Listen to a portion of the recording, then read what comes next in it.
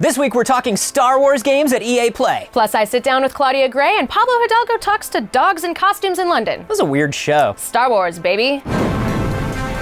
This is the Star Wars Show. From the Lucasfilm headquarters in San Francisco, here's your hosts, Andy and Anthony. Hello and welcome to the Star Wars Show, the only Star Wars show on the internet where one host turned the other host's office into a ball pit when she is not around. You're the worst. Happy birthday. Thank you.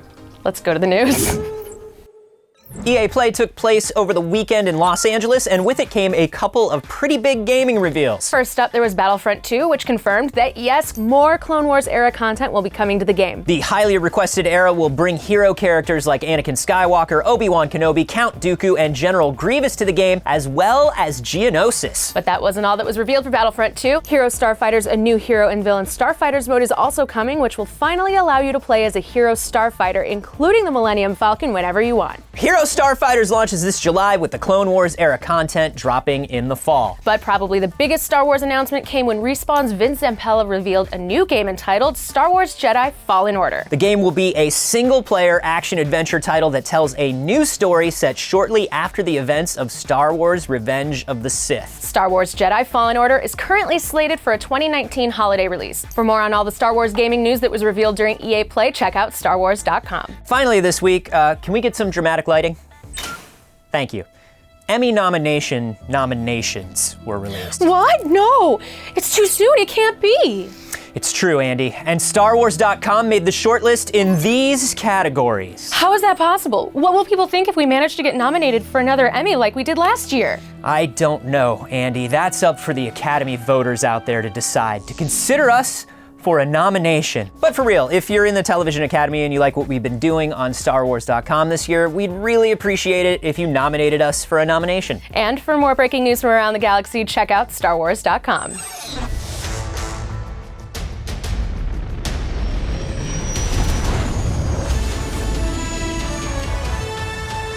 I'm here at a Corellian fish market, and beyond those curtains is some action that's happening thanks to the work of Mark Ginther here, stunt coordinator. So what's your day been today? I've heard a lot of engines, a lot of action. What's going on? This is the first time we see Han jumping into a speeder, taking off at high speed, being chased by Moloch, the new gang in this film. For us, we are spinning the car and driving down to these nice little alleyways at high speed. We've got effects working with us, spinning the car 360 degrees. We got a top driver, Mark Higgins, in here, and we've got Moloch running out at the same time. So we have a lot of energy. Hey, I'm here with Ian Kenny, who plays Rebolt, and here we are. It's kind of like a seedy area of the planet Corellia. I'm guessing you're not a good guy. Would I be right about that? Yes, that would be right. I'm not really Han Solo's best friend, I don't think. We come from the same sort of background as vagrant youths that get taken in by organized crime. In order to survive is to blend in and try and work with them. I'm here with Joe and Sherry, and this is Saxon, who's a movie star. He's done this for quite a while. He's done quite a few filming jobs, and for this particular film we've trained him to wear a suit so that he doesn't look like a dog at all. He looks like another creature entirely. What are the challenges of getting a dog into costume? We first start with a lycra bodysuit, which we get these used to getting in and out of the suit, build everything up very slowly, and then once we've got that, we start adding muscle shapes, and then we just build it up from there. That's great. So it's really all about the dog's comfort, isn't it? Yeah, that's what it's all about. You can't beat this.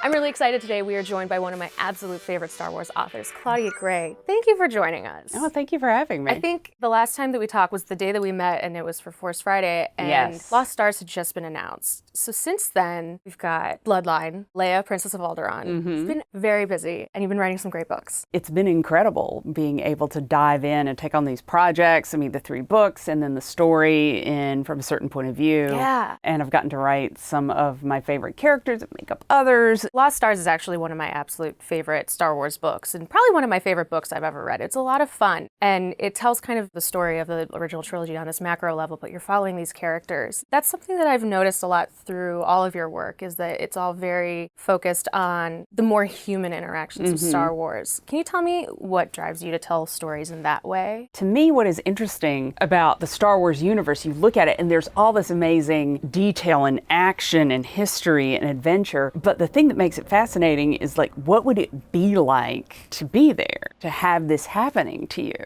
Without that, to me, at least, the events and everything don't seem nearly as interesting. Right. So I like to just sort of get into the characters and imagine really, truly being them and how that would feel. You mentioned that you've gotten to work with your favorite characters, and you've worked a lot on Leia. Your stories with Leia have created such a rich understanding of that character. Yeah, I mean, I always say the best thing about writing Princess Leia is that everyone knows and loves her. And the worst thing about writing Princess Leia is everyone knows and loves her Yeah. and has their own idea of her, and you have to try and live up to that. And of course, she's so iconic and she's so much larger than life. I do think it's important to show some gray sides of morality, but Leia is somebody who fights very, very hard on the side of the right her whole life. Yeah. So you want to do that in a way that doesn't seem automatic or simple, that does credit to that as being a set of difficult choices and sacrifices and the process of some thought. It's not impressive if she's always doing the right thing because, of course, naturally she would. So now Lost Stars and Leia, Princess of Alderaan have been adapted into mangas, which is super cool. It's the first time that's ever happened with a Star Wars novel. They're so great. I mean, I was just actually taking a picture of the one where little Thane and little Sienna are introducing themselves, and they're these cute little anime-style types, and it was adorable. But yeah, no, that's awesome. Your work is being adopted into comic books that are really helping to form young fans' relationship with Star Wars. I mean, it would be great to think tons of kids came into Star Wars through the books. I have a feeling that the movies and the TV shows may have a little more to do with it. But I mean, books have always kind of been Yeah. right up there with how people consume Star Wars. It's always been a formative thing for everyone. So to be part of that now is like wicked awesome. The thing that I actually enjoyed the most about writing Star Wars, both for younger people and for adults, is these books reach non-readers. To have somebody discover that they love reading because they picked up something they wouldn't have tried because it came from Star Wars, like that's incredible to me. I love that the more story we have, the more we open up. It's a sort of a snowflake pattern. You tell more stories, well then there are other stories that connect to those, and then there are other stories that connect to those, and it's this huge galaxy that's so rich. I think George Lucas is almost there with Tolkien in terms of the epic scale and depth sort of that world building, and the fact that we get to play in this world and discover new areas in it all the time. That's incredible. I can't wait to see what you have coming up next. Thank you so much. It was so thank good you. to see you.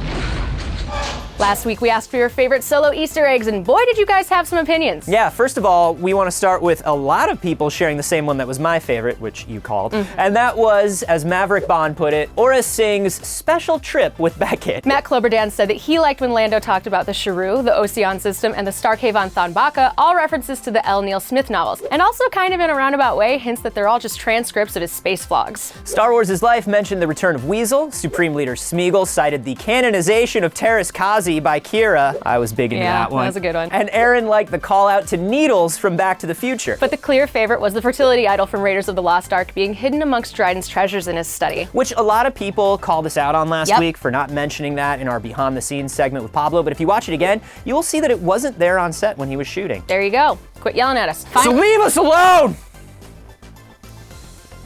Finally, next week will mark our 100th episode, if you can believe that. I cannot, not with my outbursts. So make sure that you watch next week because it's going to be holiday special bonkers. And as always, remember to like the video, subscribe to the channel, follow us on Twitter, Facebook, and Instagram, talk to us on the community tab on YouTube, and download the Star Wars app. Thanks for watching, and may the Force be with you. Also, if you have one of those little live journal cubes like Lando did, be sure to talk about us there. That's important.